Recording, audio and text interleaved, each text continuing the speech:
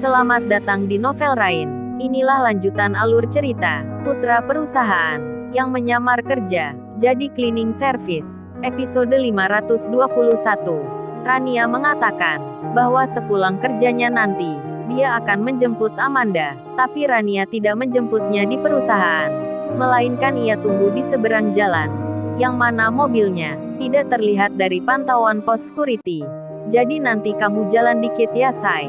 Gua nggak enak kalau sampai nanti ketahuan sama tuan muda. Oh iya, sekalian kamu ajakin Ajeng ya, ujar Rania. Oke deh mbak, nanti gua sampaikan salamnya. Ya udah kalau gitu, gua udah telat nih. Sampai nanti ya cantik.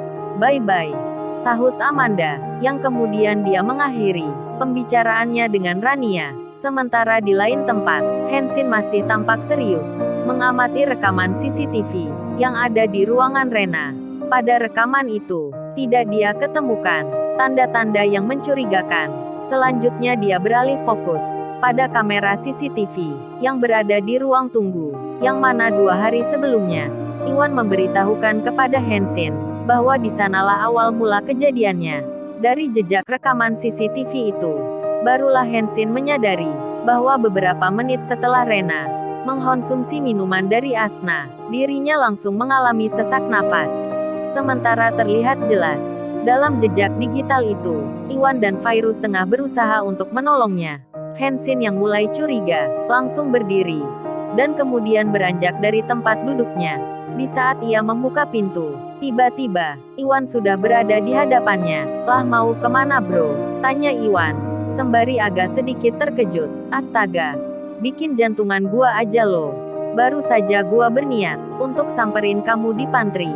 Ya kebetulan kalau gitu, masuk bro. Ada sesuatu yang ingin gua tunjukkan ama kamu, ucap Hansin, sembari mempersilahkan Iwan masuk. Di dalam ruang kerja Rena itu, Hansin menunjukkan kepada Iwan bukti rekaman CCTV pada 2 ruangan yang berbeda. Sementara Iwan pun kembali yakin bahwa Virus tidak terlibat dalam kasus ini. Sepertinya racun itu memang datangnya dari Asna bro, ucap Iwan. Tahu dari mana kamu? Tanya balik Hansin. Beberapa hari yang lalu, saat kita mengantar Rena ke rumah sakit, Virus melihat Asna tengah membuang bungkus ini. Bungkus apa itu? Coba gua lihat, sahut Hansin, sembari meraihnya dari tangan Iwan. Kemudian Iwan melanjutkan, kata Virus.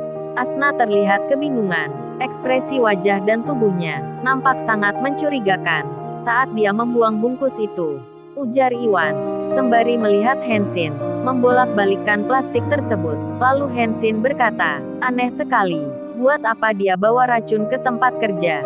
Nampaknya aksi dia ini sudah direncanakan jauh hari sebelumnya. Arsenik ini kan memang zat berbahaya. Lalu dari mana dia dapatkan barang ini? Tanya Hansin. Entahlah, tapi gua yakin ada keterlibatan orang lain di balik rencana Asna ini, ungkap Iwan. Lalu Hansin berkata, coba deh kamu buka rekaman CCTV yang berada di pantry. Kali aja ada petunjuk kuat yang mengarah kepada pelaku lainnya, ujar Hansin. Yang kemudian, Iwan pun segera membuka rekaman CCTV itu, mengamatinya secara seksama. Lalu pada menit tertentu, dia berulang kali mengulangi dan memutar kembali adegan yang sama. Bro coba sini sebentar deh. Coba kamu lihat ini. Tuh lihat tangan Asna. Sepertinya dia mengeluarkan sesuatu dari dalam saku celananya. Tuh lihat-lihat. Dia menuangkan sesuatu ke dalam teh itu. Bisa di zoom gak sih ini? Tanya Iwan. Bisalah. Sebentar, biar gua zoom dulu, supaya videonya terlihat lebih jelas, ujar Hansin. Yang kemudian mereka berdua mengulangi kembali cuplikan adegan saat Asna menuangkan racun ke dalam kedua gelas teh krim itu. Astaga, nggak nyangka gua, ternyata memang benar dia pelakunya. Langsung copy aja bro, biar langsung gua proses ke polisi, ucap Iwan, sembari tampak emosi. Sebentar dulu bro, jangan terburu-buru, kita simak sekali lagi, dan coba kamu lihat baik-baik. Apa benar bungkus yang kamu dapat itu sama dengan apa yang dibawa oleh Asna? Ucap Hansin. Lah kan udah jelas kalau dia pelakunya bro. Kalau masalah bungkus mah, mana mungkin bisa terlihat, kan ketutup ama tangan dia. Nah coba lo lihat, mana kelihatan bungkusnya bro? Jawab Iwan. Lalu Hansin berkata, nah itu dia masalahnya. Bungkus yang kamu pegang itu bakalan jadi masalah baru kalau sampai kita laporkan sekarang. Sebab bisa saja si Asna bilang, kalau pas momen itu, dia tidak sedang menaburkan racun, tapi dia nuangin gula ke cangkir itu. Sementara rekaman dalam CCTV ini, bungkus arsenik itu tidak terlihat secara jelas. Ujar Hansin. Aduh, kok malah jadi ribet gini sih? Kan bukti udah ada. Kalau masalah bungkus mah, biarlah nanti mereka saja yang mendalami. Yang penting tuh, kita laporin dulu aja. Biar masalahnya cepat selesai dan terungkap siapa dalang dibalik racun arsenik ini. Lah kalau terus-terusan kita diamkan, itu artinya kita nggak peduli dengan semua permasalahan ini. Ucap Iwan. Yang nggak gitu juga kali bro. Emangnya lo sendiri udah siap kalau sewaktu-waktu diminta sebagai saksi atas kasus keracunan Rena ini? Setidaknya, sebelum kita lanjutkan, kita gali dulu informasinya. Kita tanya sama dokter, jenis racun apa yang sudah masuk ke dalam tubuh Rena? Sama nggak kira-kira racun yang masuk ke tubuhnya dengan racun yang kita duga ini? Lah kalau ternyata dugaan kita salah, Rena hanya keracunan biasa, kan malah jadi bumerang buat kita bro. Senjata makan tuan jadinya kan. Belum lagi bungkus racun itu yang ternyata sudah ada di tangan kamu. Sahut Hansin. Lah terus gimana dong? Masak iya kita diamin aja sih? Tanya Iwan. Ya maksud gua tuh, jangan terburu-buru dulu. Semuanya kan bisa diselesaikan dengan cara yang baik, tanpa mesti naik ke tingkat penyidikan. Asna kan juga punya keluarga yang harus dia hidupi bro. Lah kalau sampai dia masuk penjara, lalu siapa yang akan menggantikan posisinya untuk mencarikan nafkah? Ujar Hansin. Lah kamu ini gimana sih bro? Ini mah udah upaya pembunuhan loh. Tindak pidana berat ini. Kok bisa-bisanya sih kamu memikirkan hal itu? Itu mah urusan mereka. Dan ini adalah konsekuensi bagi pelaku kejahatan. Kenapa mesti susah-susah kita memikirkannya? Itu bukan urusan kita bro. Itu urusan mereka. So nggak usah sok kritis macam itu. Kalau semua penegak hukum di negeri ini berpikir kritis macam kamu, wah pasti sudah banyak penjahat yang berkeliaran di kota bro. Udahlah, kita fokus aja sama alurnya, biar larinya nggak kemana-mana. Terus apa gunanya kamu ada di sini, memeriksa semua CCTV, yang kalau ujung-ujungnya dibiarkan lolos begitu aja? Ini mah udah nggak fair kalau menurut gua bro. Sebab yang merasakan sakitnya tuh si Rena, orang kamu sendiri, kekasih sahabat lo ini. Masak sih bro, kamu nggak empati sama sekali dengan perasaan kita berdua? Tanya Iwan.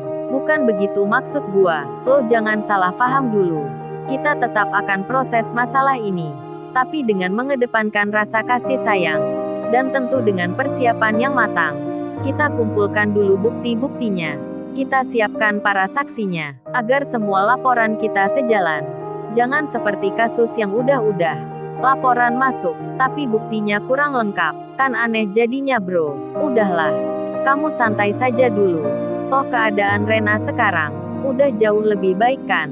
Ujar Hansin. Perdebatan mereka di ruang kerja Rena itu ternyata didengar oleh Asna. Dia mencuri dengar dari balik pintu. Alhasil, Asna pun tampak kebingungan.